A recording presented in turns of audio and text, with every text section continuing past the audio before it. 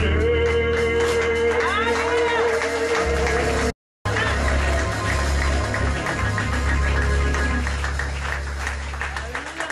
ce matin, chers frères et sœurs, dans le merveilleux nom de notre Seigneur Jésus-Christ, que sa paix demeure dans ta vie, que son amour se déverse encore en toi ce matin, que son esprit te soit communiqué dans le nom de Jésus. Maintenant, je mets à l'endroit de ton Père. Dis-lui que Dieu te bénisse. Que l'amour de Dieu t'habite.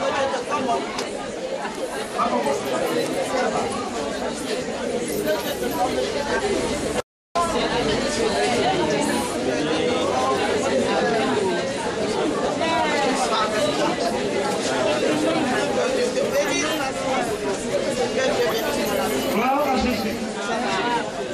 Gloire à Jésus. Nous comptons sur toi, Seigneur. Nous comptons sur toi, Seigneur. Nous comptons sur toi, Seigneur. Oui, nous comptons sur toi, Seigneur. Nous comptons sur toi, Seigneur. Nous comptons le. Ne regarde pas l'heure. Il faut bloquer ta bouche. Et tu feras de même ce matin. Sors ton portable bien. Dis-lui, ce matin tu feras. Tu le fermes. Alléluia. Tu l'as fermé? Tu ne veux plus entendre Amen. Donc ce matin, nous avons un thème. Il faut que vous appreniez beaucoup de choses. Les rapports entre l'homme et Dieu. C'est le thème. Les rapports entre l'homme et Dieu. Nos rapports que nous devions avoir avec Dieu.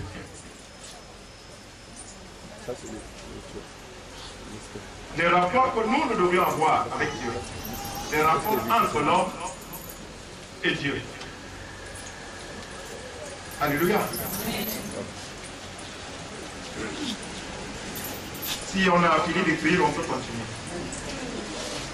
Sachez que l'homme dépend entièrement et exclusivement de Dieu. L'homme dépend entièrement et exclusivement de Dieu. Quand tu entends parler de dépendance, c'est-à-dire l'homme est soumis, l'homme est rattaché,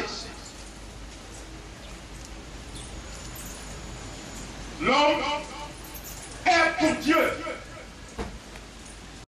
L'homme dépend entièrement et exclusivement de Dieu. Dans ces rapports que l'homme doit avoir, parce que l'homme a besoin d'avoir des rapports avec Dieu. Et les rapports donc que nous devons avoir avec Dieu, est-ce des rapports de maître-élève? C'est à vous que je pose la question. Les rapports que nous devons avoir avec Dieu, est-ce des rapports de maître et élève? Non, je vais vous dire non. Les rapports de maître-élève sont des rapports où le maître est censé communiquer à l'élève une connaissance. En dehors de cela, il ne peut plus rien. Dis Amen. Les rapports donc que nous avons avec Dieu, est-ce des rapports de maître-esclave? Non. Parce que l'esclave ne sait pas ce que fait son maître. Et c'est ce que Jésus dit, je ne vous appelle plus serviteurs, je vous appelle des amis. Parce que le serviteur ne sait pas ce que fait le maître. Alors que lui, Dieu, il veut que nous sachions tout de lui. Les rapports que nous devions avoir avec Dieu, est-ce des rapports de copain-copain? Pourquoi? Non. Dans le copinage, il n'y a que des relations de mensonge. Et Dieu n'est pas dans ces rapports. Les rapports que nous devons avoir avec Dieu, est-ce des rapports employeur-employé? Non. Dans ces rapports d'employeur-employé, l'employé est au travail de l'employeur et qui attend un salaire à la fin du mois. Et l'employeur manipule l'employé. Mais Dieu ne nous manipule pas. Alléluia. Et dans la rémunération que tu dois avoir, tu n'es jamais rémunéré au juste prix. Il y a du faux. Ce ne sont pas des rapports que nous avons avec Dieu. Les rapports que nous devrions avoir avec Dieu, est-ce des rapports de collègue? Dieu n'est pas notre collègue. Alléluia. Dans des collègues de service,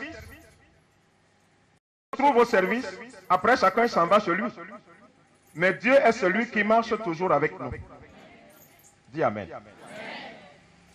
Donc ce matin, ce que tu dois saisir, les rapports que nous devons avoir avec Dieu sont des rapports de père-enfant. Dis Amen. Qui c'est un enfant? Il y a d'abord le premier commandement que Dieu nous donne. Il faut lire dans le livre d'Éphésiens, en son chapitre 6, verset 2 et le verset 3. Éphésiens chapitre 6, verset 2 et le verset 3. Amen. La parole de Dieu te dit, honore ton père et ta mère. Honore-les. C'est quoi honorer quelqu'un? C'est manifester le respect.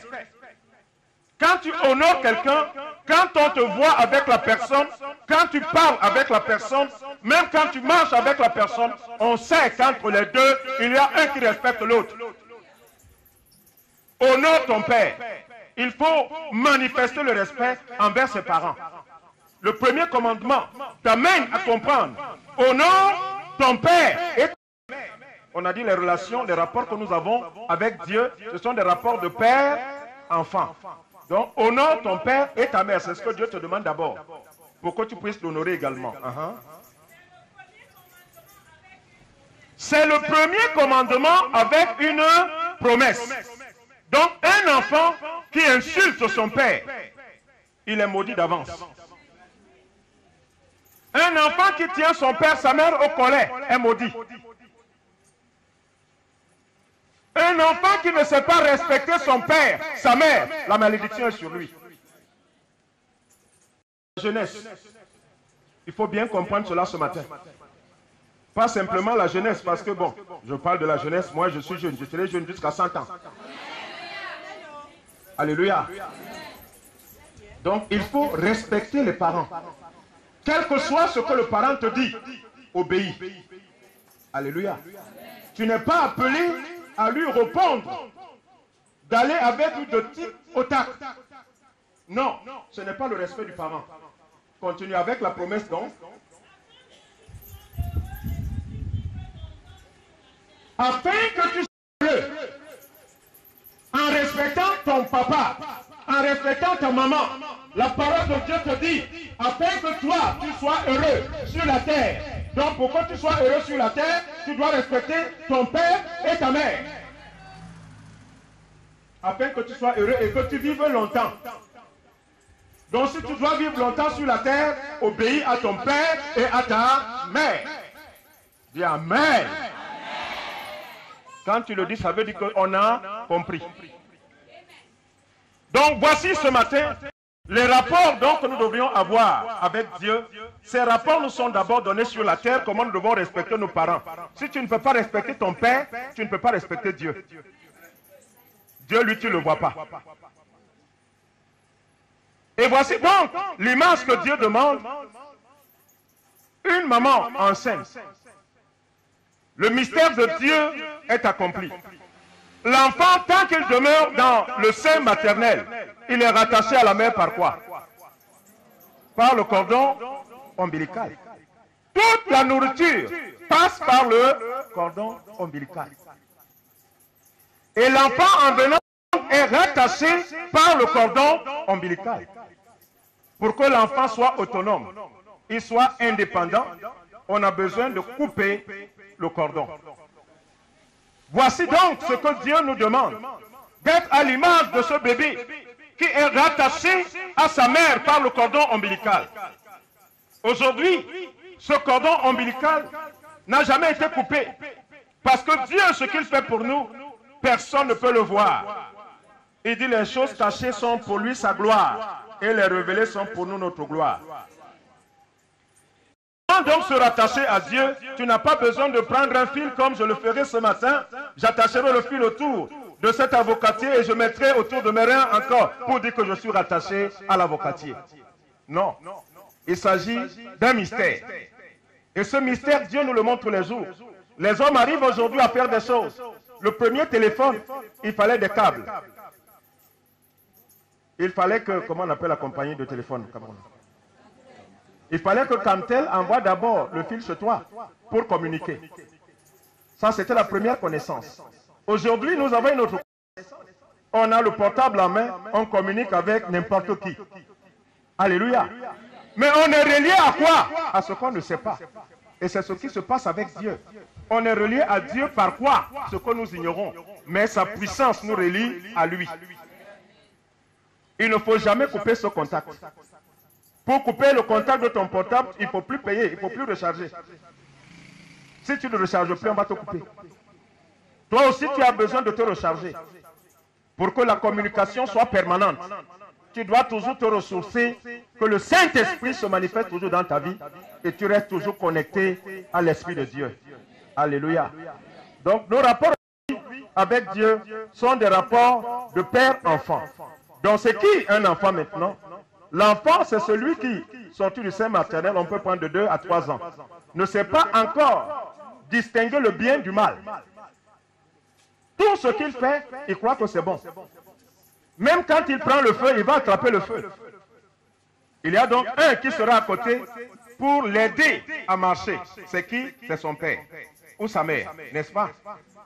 Nous tous, enfants, ou nous tous parents, ce que nous voudrions d'abord que l'enfant sache, c'est de prononcer papa. C'est de prononcer maman. Tout ce qu'on demande premièrement aux enfants, dit papa. Des fois même, la maman qui est toujours avec le bébé, papa veut que l'enfant prononce d'abord papa. Quand il arrive à la maison, il entend l'enfant qui dit maman, maman. Papa dit non, dit maman, dit papa, dit papa. Il veut que c'est lui qui soit connu avant, alors qu'il n'est pas souvent avec l'enfant. N'est-ce pas ce qui se passe? Donc, étant enfant, nous recevons tout de nos parents. Quand on nous présente Barack Obama, quand tu es enfant de 2-3 ans, Barack Obama devant toi, qu'on met le milliardaire en dollars américains ou en pétrodollars, il n'est rien pour toi. Tout ce que tu sais, c'est ton papa. Alléluia.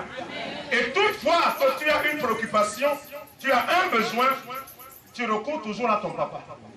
Un enfant, il verrait un chien venir vers lui, il irait directement vers son papa. Un enfant verrait le lion venir vers lui, il va toujours courir vers son papa. Parce qu'il ne sait pas que le lion peut tuer son papa. C'est l'histoire de la souris avec le lion. Ce sont des histoires que vous ne savez pas. Le lion, la force tranquille, quand il est couché, qui se repose. Voilà la souris qui vient se promener devant lui. Quand le lion voit la souris, il ferme les yeux. Il dit à la souris, il ne faut pas gâter mon nom. Hein.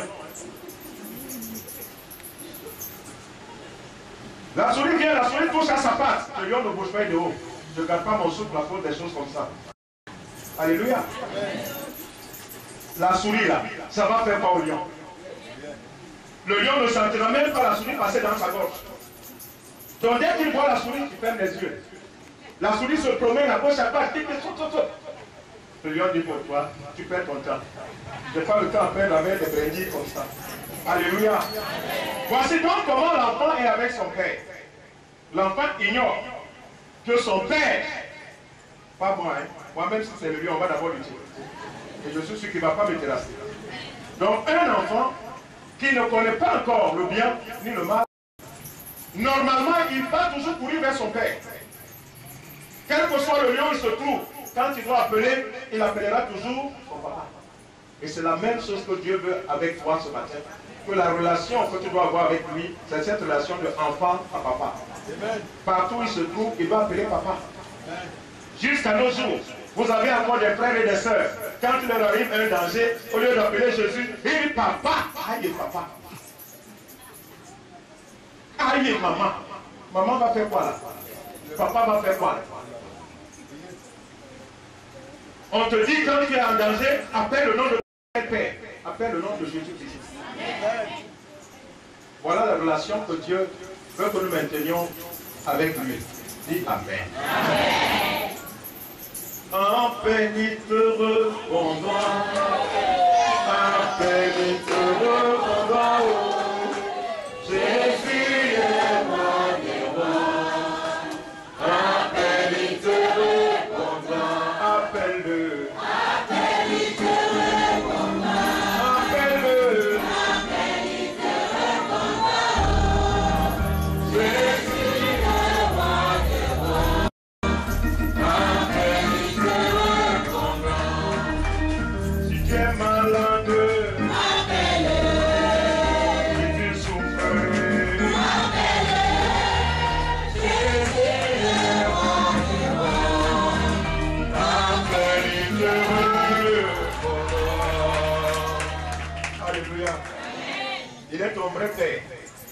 Et le papa, je le dis, il connaît la voix de son fils ou de sa fille. Je le disais il n'y a pas longtemps. Autrefois, quand on trouvait une bonne femme, on était heureux. Autrefois. Autrefois. Quand on trouvait une bonne femme, on était... Est-ce que c'est la même chose aujourd'hui? Pourquoi non? Mais vous ne voulez même pas faire des efforts? Les femmes ne veulent pas faire un effort? Je vais vous expliquer comment ça se passait. Alléluia. Autrefois, une bonne mère dans le foyer, quand son mari est au travail, quand son mari est au champ, quand son mari est à l'âge, dès qu'un danger survient, elle sent quelque chose dans son cœur. De même avec les enfants. Quand les enfants sont loin d'elle, dès qu'il y a un problème quelque part, la maman ressent en elle qu'il y a quelque chose qui est en train de se passer. Mais des fois, elle n'arrive pas à comprendre exactement d'où ça vient. Voilà les bonnes mères, voilà les bonnes femmes. Alléluia. Alléluia. Donc j'aimerais à partir de ce jour, vous tous qui êtes mariés là, quand vous êtes dans les foyers, quand vos maris sont dehors, il faut que vous ressentiez que tout va bien.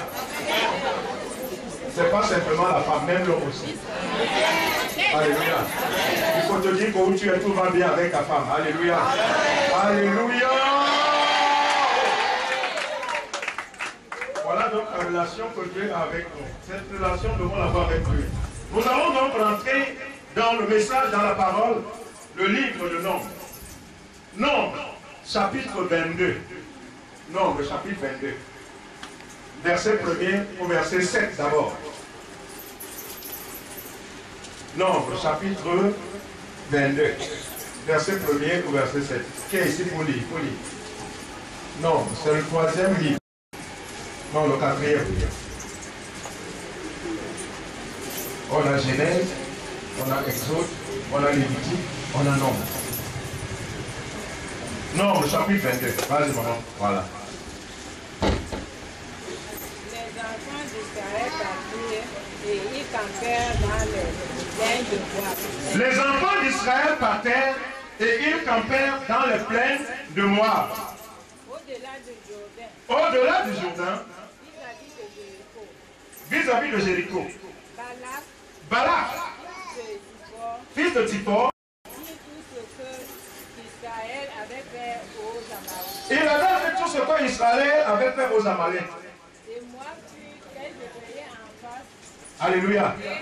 Alléluia. Il faut quelqu'un qui a une voix qui porte. J'arrive, maman. J'arrive, maman. Oui, j'arrive. Tu vas continuer. Voici donc Israël qui était dans sa marche. Israël devait rentrer à Canaan. Comme toi, tu marches tous les jours pour rencontrer le Seigneur. Voici donc Israël en marche, doit passer des territoires, il doit passer des épreuves, il doit passer des nations. Et voici que Israël arrive maintenant dans le territoire de Moab. C'est qui Moab? Moab est le cousin d'Israël.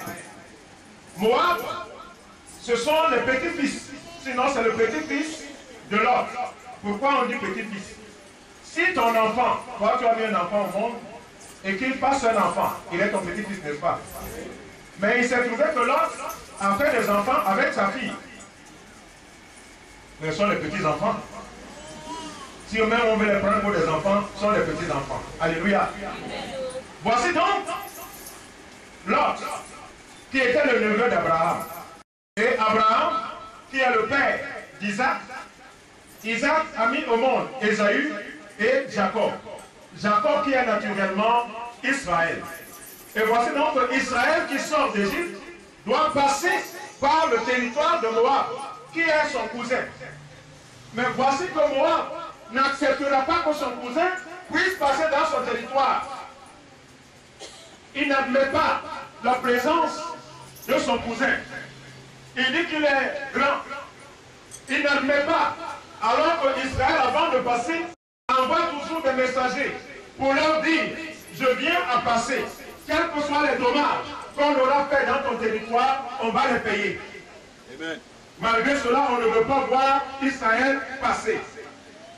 Mais moi, on va oublier que dans le temps, c'est Abraham qui a sauvé son père Lot, sinon son grand-père Lot. Quand le roi l'avait capturé, il avait amené l'huile et tous ses biens. Abraham est revenu. Abraham n'a pas eu de repos. Il s'est levé et est allé combattre le roi. Il a ramené Lot. Et pourquoi aujourd'hui Israël vient passer? Toi, tu ne veux pas qu'Israël passe. Alléluia. Amen. Continue. Et Moab fut très effrayé en face d'un peuple aussi nombreux. Moab sera toujours effrayé. Vos ennemis seront toujours effrayés. Amen. Il fut saisi de terreur en face des enfants d'Israël. Les hommes seront toujours saisis de frayeur quand vous passerez avec votre famille. Aujourd'hui, les terreurs que vous occasionnez en face de vous, c'est que quand on vous voit sortir avec vos enfants, alors que pour l'ennemi, tes enfants ne devaient être rien du tout. Mais il est suffi aujourd'hui que tes enfants vont avoir des situations. Donc quand il te voit arriver, il est effrayé. Laissez vos enfants, qu'ils aient des diplômes. Même s'il n'y a pas de travail, ils sont instruits. Moi, dit aux anciens de Madian. Moi, dis donc aux anciens de Madian. Cette multitude va dévorer tout ce qui nous entoure, comme le bœuf broute la verdure des champs. Voilà donc ce qui se passe secrètement alors que vous n'êtes pas au courant. Quand l'ennemi vous voit arriver, soit avec votre seul enfant ou avec vos enfants, il voit la gloire de Dieu dans vos... Et il est effrayé. Il va venir chez les marabouts. Il va voir les petits sœurs. C'est lui qui arrive comme ça. Faites tout pour l'arrêter. Parce que quand il sera grand, il va me dominer. Quand il aura le bien, je ne pourrai plus parler. Quand il sera quelqu'un, moi je ne serai plus vu. Voilà, fils de Zippor, était alors roi de Moab. Il envoya des messagers auprès de Balaam, fils de Béor, à Pécor, sur le fleuve, dans le pays des fils de peuple, afin de l'appeler et de lui dire, voici, un peuple est sorti d'Égypte et il couvre la surface de la terre. Un peuple est sorti d'Égypte. Un peuple est sorti d'Égypte. Toi, tu es sorti de l'Égypte. Et tu es inexorablement en marche vers ton bonheur, vers ton avenir. Tu es en marche, tu es sorti d'Égypte. Et maintenant, ceux qui te voient, ils savent que c'est un danger. Et il habite vis-à-vis de moi. Viens, je te prie. Viens. Maudis-moi ce peuple, Oh. car il est plus puissant que moi. Peut-être pourrais-je te battre et le chasser du pays, car je sais que celui que tu bénis est béni, et que celui que tu maudis est maudit. Dis Amen. Dis Amen. Amen. Ils savent qu'ils ont des gens quand ils font des incantations, quand ils font des sortilèges sur vous, ils savent les gens qu'ils doivent aller rencontrer pour venir vous maudire, pour venir vous détruire. Ils s'en vont les voir parce qu'ils vous voient arriver. Mais tu vas écouter la suite. Les anciens de moi et les anciens de ma partir, ayant avec eux des présents. Jusqu'au verset 7. Voilà. Ils arrivèrent auprès de Balaam. Ils sont donc arrivés auprès de leur petit frère. Et lui rapportèrent les paroles de Balaam. Amen. Voici donc les paroles qui ont été rapportées sur toi. Que tu arrives. Quand tu arrives, dis j'arrive. J'arrive. Tu arrives. Ils sont donc allés voir le devin. Voilà. Donc quand nous avons Dieu, les rapports que nous devions avoir avec lui, il faut toujours le consulter. Toujours consulter Dieu. On va donc continuer la lecture du verset 8 au verset 9. Écoutez ce qui se dit. Cet homme, ayant reçu les envoyés, ne s'est pas levé comme ça. Toi, pareillement, quel que soit ce qui va t'arriver, il faut d'abord te lever consulter Dieu. Ne te presse pas. Laisse la nuit passer. Quand la nuit brille, Dieu te parlera. Verset 8, verset 9. Tu peux lire. Amen. Donne-lui un micro là-bas. Moi, je n'entends pas. Balaam leur dit, passez ici la nuit, et je vous dirai ce que l'Éternel me demande de faire. Passez la nuit là. Je ne ferai que ce que l'Éternel me dira.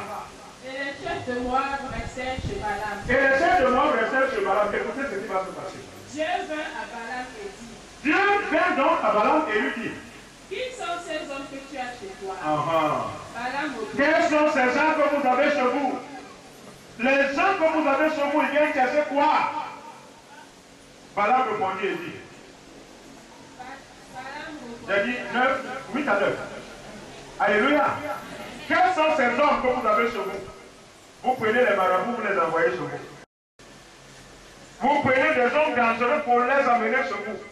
Quelqu'un qui vient habiter chez vous pour vous faire des rapports sur les autres. Ne le laissez pas dormir chez vous. Est-ce que vous m'entendez ce matin? Quelqu'un qui vient vous rendre visite. Il est venu de Bali, il va à quoi? Il dit, je suis venu te voir pour te dire ce qu'on dit de toi. Mets le but à la porte. Il faut l'aider à sortir vite, vite. Qu'il ne vienne pas déranger ta vie. Qu'il ne vienne pas déranger ta maison. Ne l'accompagne pas. Dis-lui seulement, voici la porte, pardon, sors vite. Il ne met plus du trouble dans ta vie. Amen. Quels sont ces hommes que tu as chez toi? Donc la première des choses, nous devons consulter Dieu. Et quand nous avons consulté Dieu, nous avons donc à obéir. Donc la deuxième chose, l'obéissance. Tu peux lire la suite. Alléluia. Amen. Balaam répondit à Dieu. Balaam, fils de Zippor, roi de Moab, les a envoyés pour me dire, voici un peuple est sorti d'Égypte. Et il couvre la surface de la terre. Mais tu ne sais pas encore que tu couvres la surface de la terre. Tu couvres la surface de la terre parce que l'Esprit de Dieu est dans ta vie. Mon frère, ne crains pas. Quand l'Esprit de Dieu est dans ta vie, tu couvres déjà la surface de la terre. Parce que l'Esprit de Dieu est omnipotent. Il est omniscient. Il est omniprésent. Alléluia. Cherche à partir d'aujourd'hui que tu couvres déjà la surface de la terre. Même si tu as un seul enfant. Même si tu ne l'as pas encore, tu es déjà en Saint-Esprit. Viens donc, maudis-le. Peut-être ainsi pourrais-je le combattre et le chasserai. Donc vous avez compris ce matin pourquoi les gens s'en vont voir les marabouts contre vous. C'est pour qu'ils viennent à dominer sur vous. Ils veulent que vous soyez maudits. Comme ça, quand ils parleront, vous ne pouvez plus réagir. Dieu dit à Balaam, Tu n'iras point avec eux. Tu n'iras point avec eux. Tu ne maudiras point ce peuple. Oh, peuple de Dieu, on ne vous maudira plus.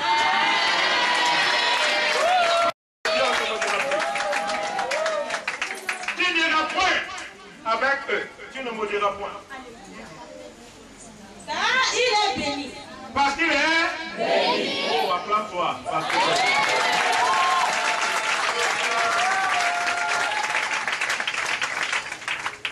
sache que tu es béni. Accepte que tu es béni.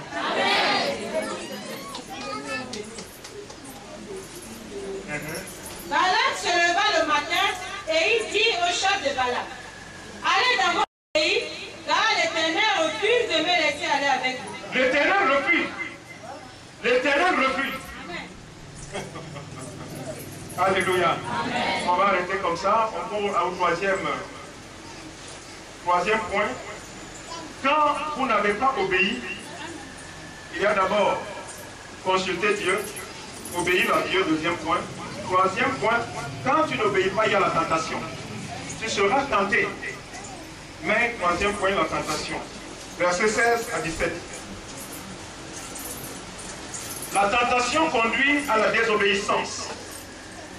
Si tu te laisses tenter parce qu'on t'a fait des propositions, tu vas désobéir à Dieu et voilà que les malheurs vont venir dans ta vie. Versets 16 à 17 rapidement. Alléluia. Ils arrivaient auprès de Balaam. Ils arrivaient donc auprès de Balak. Ça, c'est d'autres personnes qui ont été envoyées. Et lui dit. Et lui dit. Ainsi parle Balak. Ainsi parle Balak. Fils de Zippor. Alléluia. Amen. Alléluia. Amen. Voyez, quand les premiers messagers sont partis, retournez voir le roi Balak. Il a envoyé des messages encore beaucoup plus influents. En leur disant, allez chez Baala. Peut-être qu'il n'a pas compris ce que je veux faire pour lui. Alors qu'entre-temps, Dieu lui a dit, ne te lève point pour aller avec ces gens. Et c'est ce qui arrive avec nous. Dieu te parle, mais toi tu veux forcer sa main. Parce que Dieu te dit, ne va plus avec cet homme. C'est un exemple. Alléluia. Ce n'est pas ton mari. Vous pouvez être des amis. Mais le fait qu'il ait de l'argent, tu veux toujours être à côté de lui. Mais Dieu te dit, ne marche plus avec cet homme. Tu vas dire, mais si je ne marche pas avec lui, qui va payer ma maison? Mais Dieu, en te le disant, il sait comment tu arriveras à payer ta maison. Parce qu'il t'a fait des propositions, je ferai ceci pour